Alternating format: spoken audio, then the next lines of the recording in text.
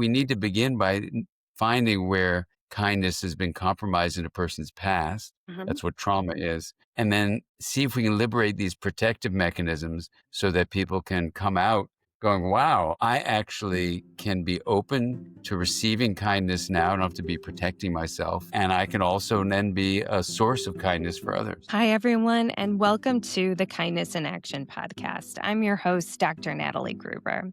Today's episode is incredibly special. I'm honored and honestly still a little in awe to welcome Dr. Dan Siegel as our very first guest. Dan is the founder and director of education at the Mindsight Institute and the co-founding director of the Mindful Awareness Research Center at UCLA, which is where I first connected with him during my mindfulness teacher training. He's also the founding editor of the Norton Professional Series on Interpersonal Neurobiology and has overseen the publication of more than 100 textbooks exploring the mind and mental health through this interdisciplinary lens. He's a graduate of Harvard Medical School and completed his postgraduate training at UCLA in pediatrics and psychiatry. His research training through the National Institute of Mental Health focused on how relationships shape our autobiographical understanding of our lives and our development across the lifespan. Dan is an award-winning educator and the author of 5 New York Times bestsellers. His work has been translated into over 40 languages and spans parenting, clinical practice, meditation, and the field he created, interpersonal neurobiology. You might recognize some of his titles like The Whole Brain Child, Aware, and The Developing Mind. Dan's work has deeply shaped how we understand the brain, relationships, trauma, and healing. And for me personally, his work became the missing link in the development of my own work. I still remember being on Zoom during my training when Dan spoke to our cohort. At that time, I was in the early stages of drafting my dissertation proposal. I was working with a high-need parent population and trying to make the case, drawing from attachment theory, that helping parents strengthen their emotion regulation could support their children's emotion regulation too. I believed mindfulness might be a practical way to do this, but I hadn't quite found the thread to tie it all together. Then Dan said something I'll never forget, that secure attachment and mindfulness both shape the brain in similar ways. Both promote integration, which, as we'll explore in this episode, is a state of health and optimal functioning. That was the aha moment I needed. It brought together everything I was trying to articulate. Dan later agreed to serve on my dissertation committee, and I learned so much from him in that process. This conversation on kindness, integration, and healing from trauma is in many ways a continuation of that work in the same community where it all began. And in this latest round of work, I've had another aha moment, realizing that kindness itself, through its promotion of integration, has the power to heal trauma. Whether you're brand new to Dan's work or a longtime reader, I think you'll find something grounding, inspiring, and truly hopeful here. Let's begin. Welcome, Dan. I am so happy to be with you.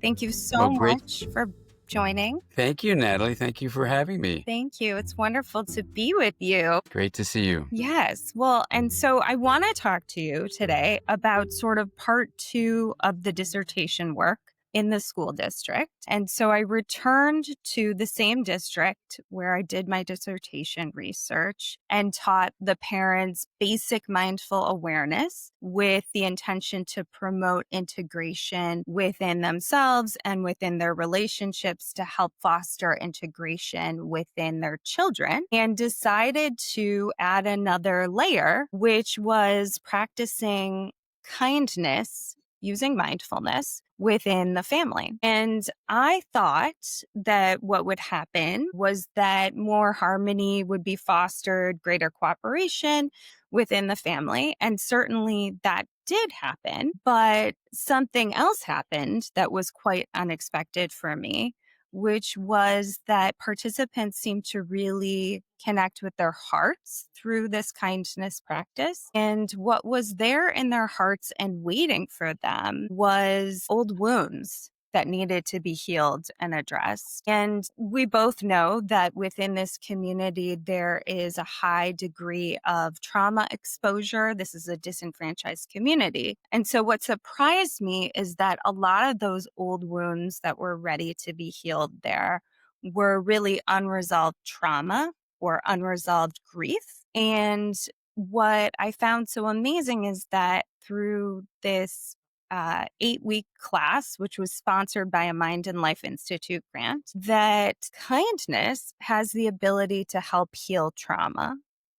And Hmm. I also learned a lot just from watching participants go through this 8-week class of the sort of blossoming process, the healing process that happens when people move through these unresolved trauma states and into something else, into the future. And so I was very excited about this, and I really want to talk to you about that. And I thought perhaps we could start with, from your perspective, the relationship between trauma, integration, and kindness. Yeah.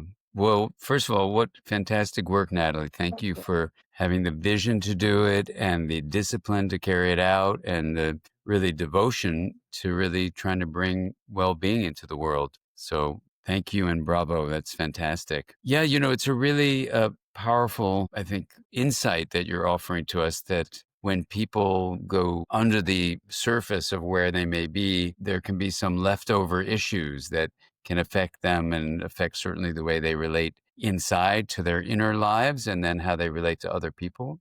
And, kindness is a fascinating human capacity. Of course, it's defined in different ways. Some people say it's doing something for another human being where you're not asking for anything in return. Some people define it as honoring one another's vulnerability. It's really, in many ways, the fundamental stance you take about positive regard, having a positive stance towards the well being of others. So it's in different contemplative traditions. People talk about it in different ways: loving kindness, caring, this nurturing ability that we have. So kindness, for me, from a deep scientific point of view, is really the external expression of this process you've mentioned called integration, which is where different aspects of a person or different aspects of a system can be honored for their differences and then linkages promoted. And so when you think about a kind act, or you think about receiving someone's kindness, you are being seen for the individual that you are without having to become the other person.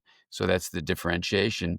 But there's a deep linkage filled with compassion. So in many ways, kindness and compassion kind of go together, and their integration made visible is what we say at our institute. I think that's what you're revealing. And in trauma, sometimes acts of not kindness that we call trauma can lodge in us, and then we develop all sorts of protective mechanisms. And sometimes they're very active, so we don't feel our feelings. Sometimes they're more kind of built into us, so we may have some literally structural compromises in how our brain developed that make it harder to regulate our emotions or even to regulate how we behave or interact with other people. So, I have this cup called Securely Attached, but it's that attachment of security that gives us a feeling like things are going to be okay. Like I can expect kindness from others. So I think the journey that you've done in schools is to say, we need to begin by finding where kindness has been compromised in a person's past. Mhm. That's what trauma is.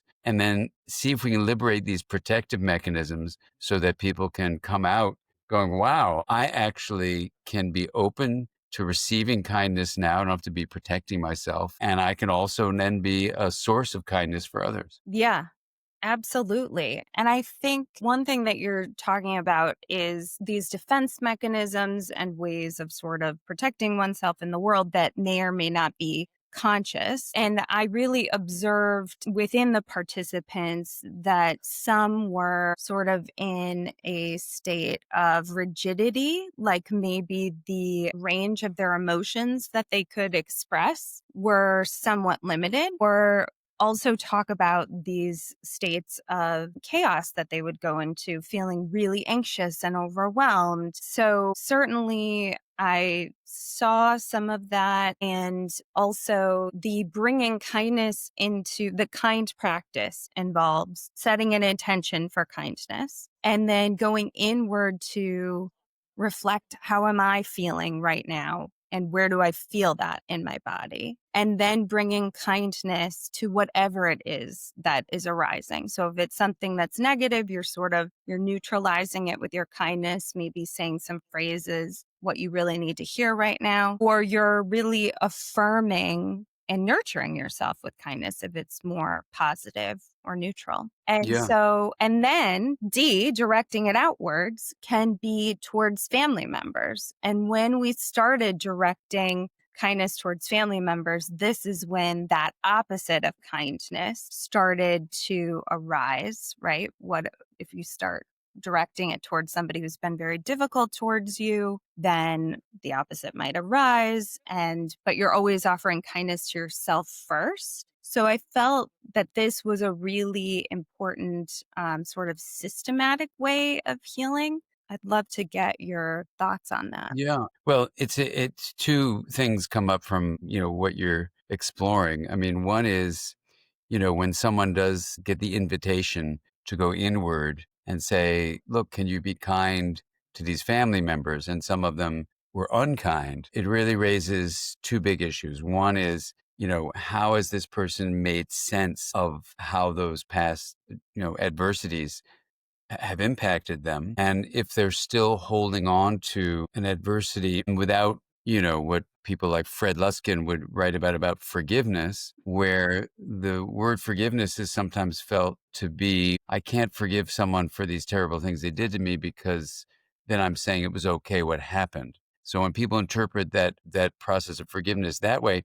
they then remain imprisoned by the trauma because they are holding on to the negativity. Another way of thinking about forgiveness is actually you forgive others for your own benefit, Right. because then you're saying, I can, number one, acknowledge what happened to me. And ideally, that person who did something negative to me will apologize. But my well being is not going to be dependent on their having the courage and integrity to apologize for something they did that was bad. Instead, I can be empowered to actually forgive, where one way of defining forgiveness that my dear colleague and friend Jack Kornfield often says it this way: it's forgiveness is giving up all hope for a different and better past. And when you give up all hope for a different and better past, it frees you because you say, I accept, deep acceptance that what happened happened. I accept there was a time I was very vulnerable as a young person, and this person in a position of authority hurt me, and I accept those things. I'm not trying to hide from them. So I forgive that person in the sense that I'm giving up all hope that I'm going to pretend the negative things that actually happened didn't happen. I'm not going to pretend I can change the past, but I'm empowered because now I can make sense of how those things that now I can see and accept affected me and liberate myself, and I'm no longer in prison. If you don't go through the pathway of forgiveness, you're just locked into the prison of the past. Even though you think it's defending you because you're furious with what happened, that makes sense. But then the fury eats at your soul. And that's, I think, what we can see, and it affects other relationships. So that's where really the empowerment comes, is Mhm. through the journey of forgiveness. Yes. And we found that to be so important too through this process of sort of allowing emotions that arose to be the guide, and Hmm. things like backdraft, that old unnameable pain arising, and being able to name that. And then forgiveness being, I sort of framed it as a practice, just like kindness is a practice where it comes from within us. So we're just like what you're saying, you're resolving something within yourself, not necessarily saying that it was okay for an authority figure to harm a child or something like that, but you're Hmm. resolving those feelings within yourself and then feeling more empowered. So there was one parent who talked about, and I had known her previously from the dissertation study, and I never knew this about her. She brought up past history around neglect and how both parents really hadn't been present for her in her joys and her sorrows, and how essentially going through the class and moving through this process gave her both the strength and the self confidence to hold a conversation with one of her parents and let them know how that felt to her, what that was like for her. But she really described it as holding like a kind container for the conversation, because otherwise this person really wasn't receptive to hearing anything like that. And Right. two amazing things happened. One was that he apologized to her for the first time in her whole life and acknowledged her feelings. And then he also provided some more context about what was happening in the family that sort of had pulled his attention and energy away. And this, because she was a child when this was happening, she didn't really have that understanding or context. And so she came away from that conversation feeling a lot more resolved and satisfied in her relationship with her parent and having this larger understanding of what had happened to her. And so, yeah, I don't know. Yeah, no, that's fantastic. I think, the phrase making sense, I think this example you're giving is really beautifully illustrating it.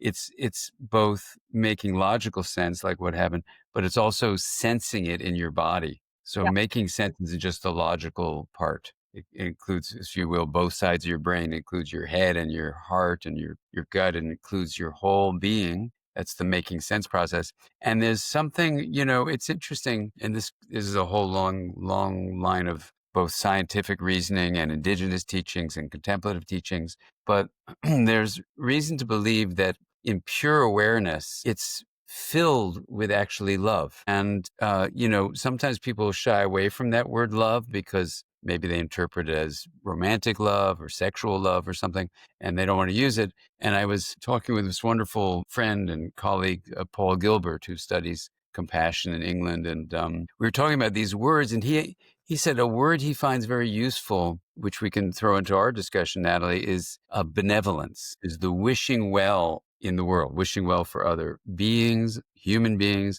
all of nature, wishing well for your internal sense of who you are, because we're more than just our individual lives. And this benevolence is kind of the warmth of kindness, I think, that there is this feeling of positivity. And for me, the benevolence is really what arises from this open awareness. Ram Dass used to, when he was alive, would use the term loving awareness, and Jack Cornfield and Trudy Goodman use that term loving awareness. And the idea from this practice that we do called the wheel of awareness, done with lots and lots of people, is when people get into the hub of this wheel, which is the knowing of consciousness as separated from the knowns that are represented in the metaphoric rim, they start experiencing this feeling of connection, this open awareness, this love. You can remember that with the acronym COAL: connection, open awareness, and love. Another way of using it is curiosity, openness, acceptance, and love.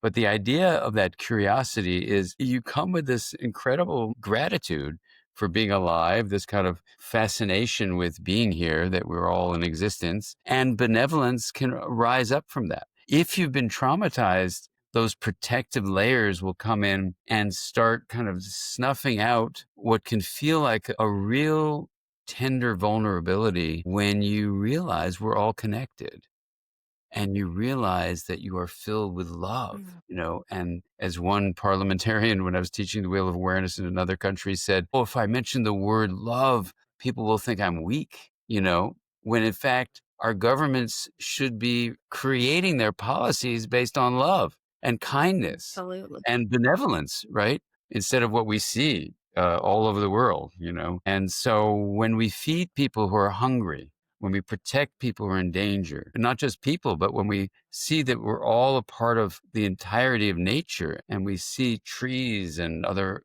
plants and organisms as who we are, then benevolence is kind of the way of doing that. There's a whole line of studies you probably know about, for example, how trees communicate with each other, or how the fungi communicate. And there's a kind of mutual benevolence that arises in those kinds of systems, that we humans, having brains that have unfortunately, the vulnerability to think we're separate Hmm. and come up with this, what Einstein called optical delusion, a psychotic belief that we're separate.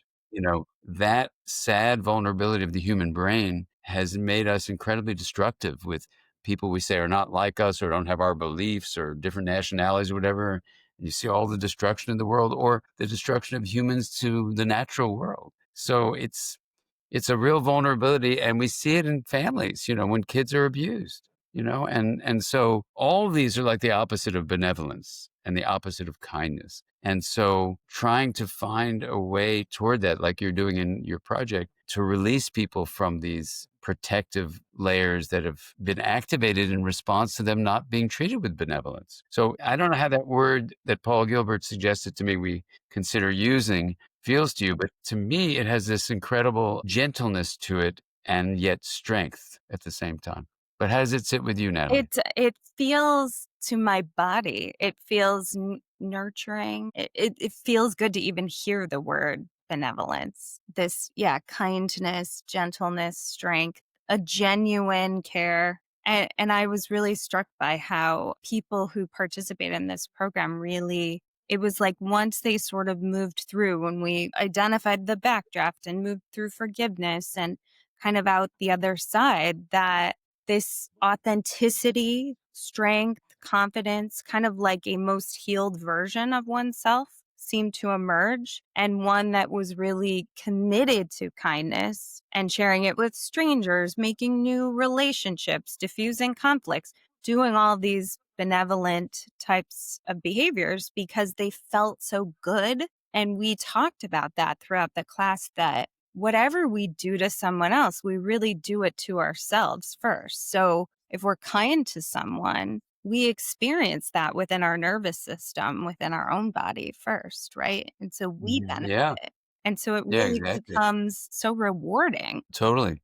Yeah, and integration comes from that space that you're creating in that class, and then it kind of naturally flourishes. So it's almost like you found the key to liberating the kindness and benevolence that can then generate its own reinforcing, mutuality, which is a beautiful thing. Really, really beautiful.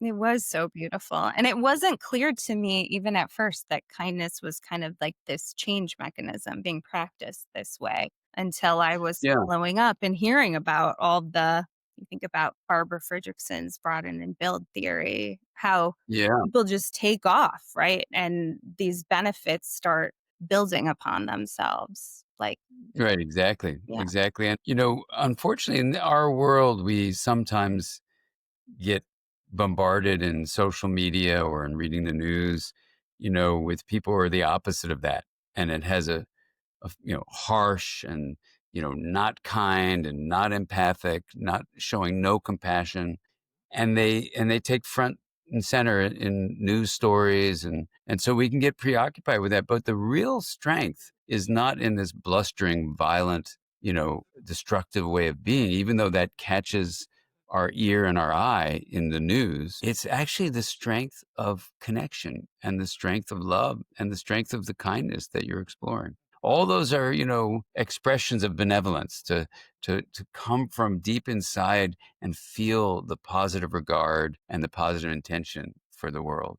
Yeah, absolutely. And it's really, as you're saying, what the world needs now is to be reminded of our inner strength and power that can come from Yeah. kindness, and the power of our connections and being in Yeah. kind connection with others, not trying to assert dominance over them or take away things that are fundamental to their well being. Right. Exactly. Well, some people, say that's power with rather than power over. And I just finished writing a foreword for a book that I think the name is Inner Strength or Quiet Strength, something like that. But it's by Margaret Cullen, and it's all about equanimity. Hmm. And in writing the forward, it reminds me of what we're talking about here, which is, that equanimity is, one of these processes. It was in the Stoic tradition in Greek philosophy, thousands of years ago. It is in the Buddhist tradition from thousands of years ago too, as one of the what's called four immeasurables, which I think Mhm. include, if I remember correctly, loving kindness, joy, compassion, equanimity. And equanimity, in a way, is foundational to everything we're talking about. So that if someone is, and how do we define equanimity? It's this kind of spacious, receptive awareness that is open to whatever arises and can feel feelings fully and differentiate them from each other and be present for painful memories of things that were really hard in the past. And yet you have this kind of sense of benevolence and love and spaciousness, even as you're very aware of these things. So some people will say, oh, it's a kind of dissociation and you're becoming disconnected from experience. And there are risks of that in certain practices, for sure, that people just numb out, right? And they actually feel disconnected to what's actually going on. But in equanimity, it's the opposite of that. It's really this ability to have that spacious hub of the wheel, is what I think it is. And in that hub is the reality of our deep interconnectedness. And in that hub is what you, in the wheel of awareness practice, that hub, Mhm. you're really getting access to what, in things I've written about, I think is like a plane of possibility. And in that plane is where hope arises, because it's where all these potentials are sitting before they turn into actualities. And that's a whole book to just explain all that. But just to say that when people gather this kindness you're talking about, it's also filled with hope. And that's why kindness in this moment in human evolution is so crucial. The equanimity that allows kindness to flourish also comes with a hope that isn't just a false hope. It's like what Joanna Macy used to write about and talk about, active hope. It's a realistic place of equanimity that gives you access to these other options you didn't even know were there. It's a source you can turn to again and again. And that's why kindness, I think, is so powerful, because it is tapped into this plane of possibility. Mhm. It is the source of love and benevolence where that arises from. And if you can do a practice like the wheel of awareness or Mhm. the things you're doing with the class that allow people to get beneath those protective layers, it's fantastic, you know? It really is. It's the power of mindful awareness, awareness of awareness, right, in the hub. And Hmm. also the equanimity, being able to hold things exactly as they are, having sort of like a spacious container, right? And then I think too, in times when we're really encountering difficulties in particular, cultivating these positive qualities, not in an unrealistic way, but bringing in the ability to hold it with kindness, or you're activating oxytocin, right? When you're engaging in kindness. And so it's sort of, calling on our capacity for love, even in the midst of difficulty, Yeah. which I think can be Yeah, so exactly. healing, which Mhm.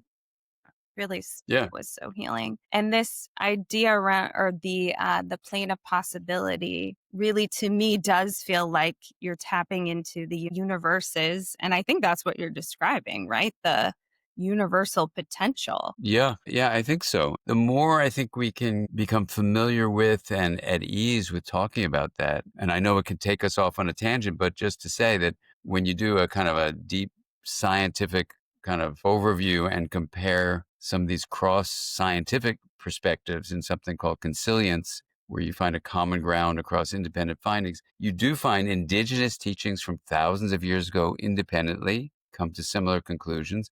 Contemplative practices, meditative practices have come to similar conclusions. And what the view is for our modern times is that we now have a scientific support for the notion that you have a kind of what Isaac Newton found out, a certain realm which is time dependent. Things like seem like they are noun like entities, like your body's there, my body's here. We're separated in time and space. So those are real from a Newtonian point of view. Anything larger than an atom has these properties that Newton described 350 years ago.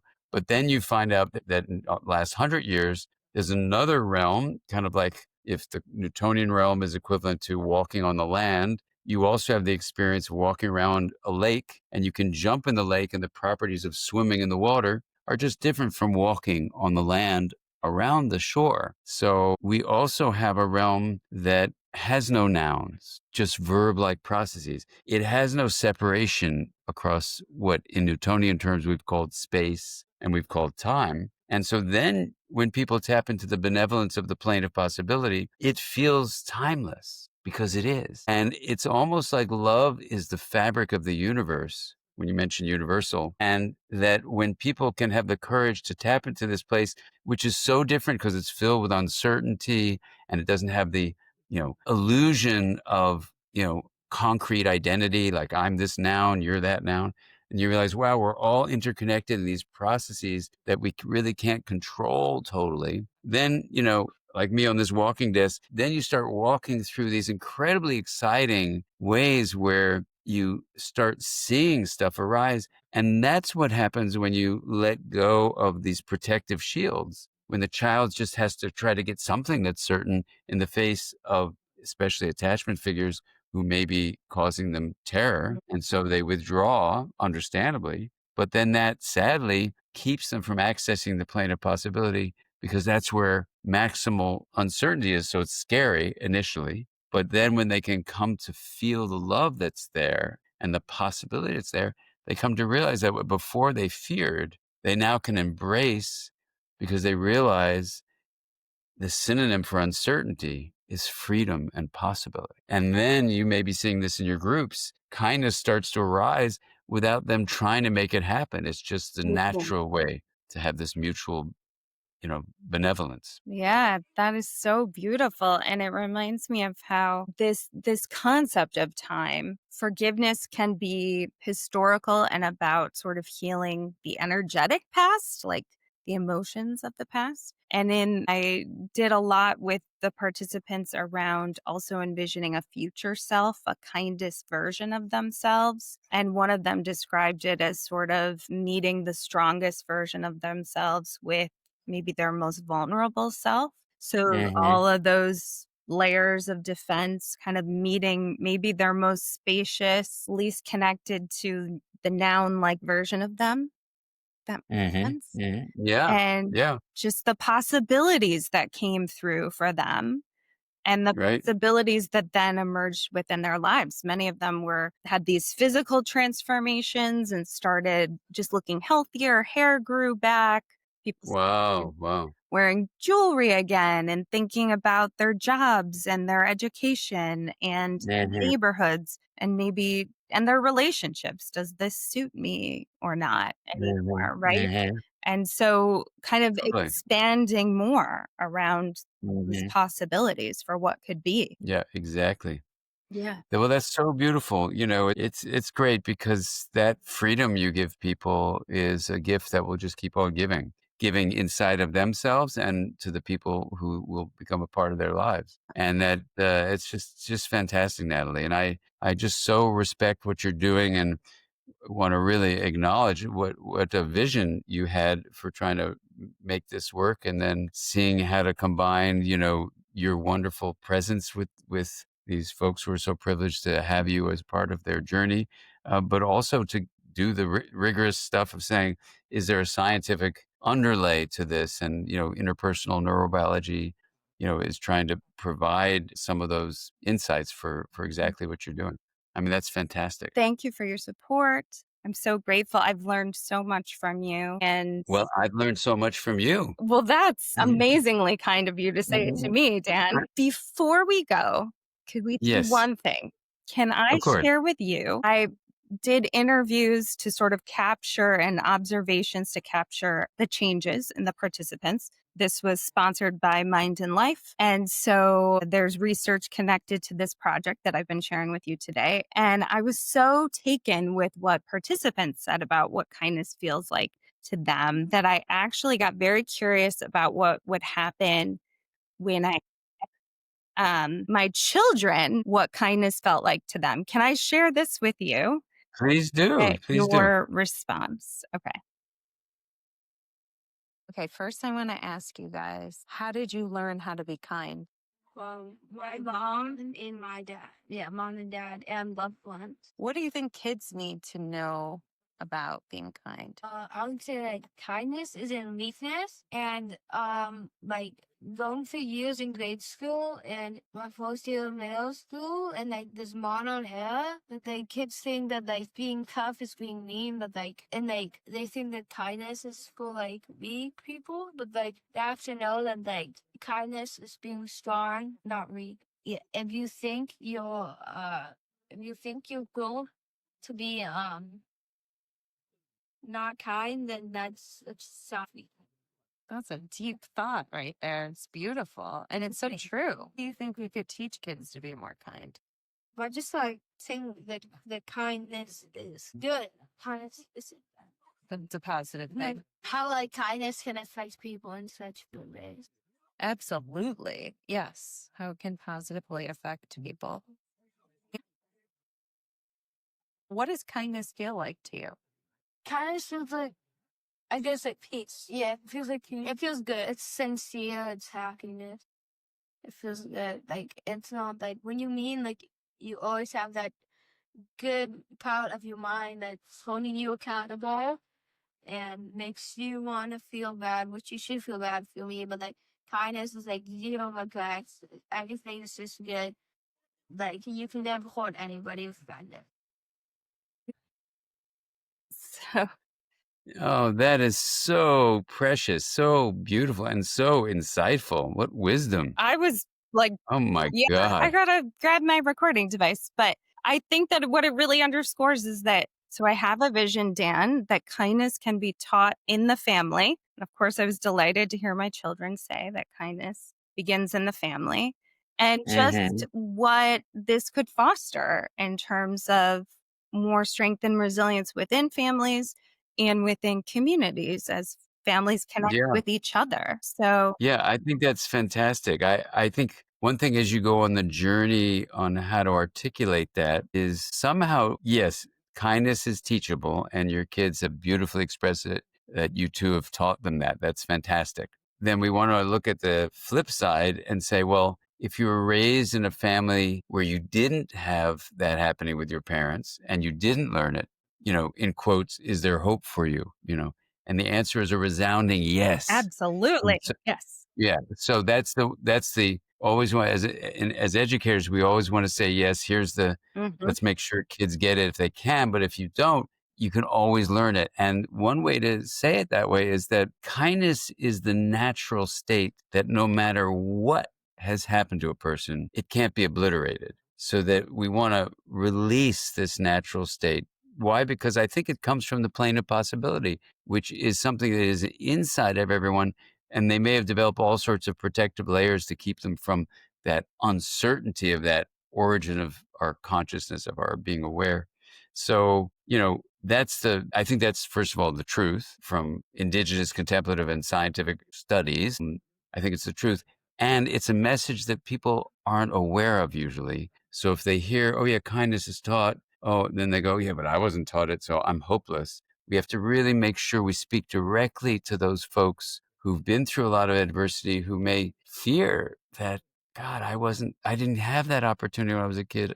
It's over, it's not over. And so that's the good message, and that's why, like, whenever I teach about what you've explored, for example, in terms of people uncovering trauma and people hearing about, the adverse childhood experiences Right. study and all that stuff, I said, keep in mind that when you make sense of trauma, the very mechanisms that lead that adversity to have such negative effects can be reversed. In fact, some studies that just came out by Sarah Lazar and Marty Teicher Mhm. show just that even the effects on the brain can be reversed with mindfulness practices, Right. the kind of kindness things you're doing. And so we want to give that scientifically based positive message that being aware of the negative stuff that happened allows you to make sense of it, and that can transform its negative impact on your body, on your brain in the body, and the way you carry yourself in relationships, so that you can actually move past that adversity, make sense of it, and bring kindness into your life. And so that's why you may not be able to change the past, but you can change the way you have responded to the past, how you make sense of it now, and liberate yourself to have a kind and benevolent life. Beautiful. So well said. Kindness includes everyone, right? Yes. And it's who we are in our essence. Yeah, exactly. Thank Well, thank you so much, Natalie. I feel so privileged to be able to be here with you for this beautiful conversation. And I hope everyone listening will be, Me too. absorbing the exciting news. Me too. Thank you, Dan. Thank you. Take care. Great to With be with you. everything. It was wonderful to be with you. Thank you. Thank you. Okay. Bye. Okay. Bye-bye. You've been listening to Kindness in Action with Dr. Natalie Gruber. My hope is that today's conversation left you feeling a little lighter, a little brighter. For me, it's a reminder and an affirmation that kindness is at the heart of healing. And from that kindness, we grow hope and the possibility of a more beautiful future for ourselves and for each other. If something here spoke to you, I'd love for you to share it with someone you care about. Thank you for being part of this community. Until next time, may you find a little more kindness within and all around you.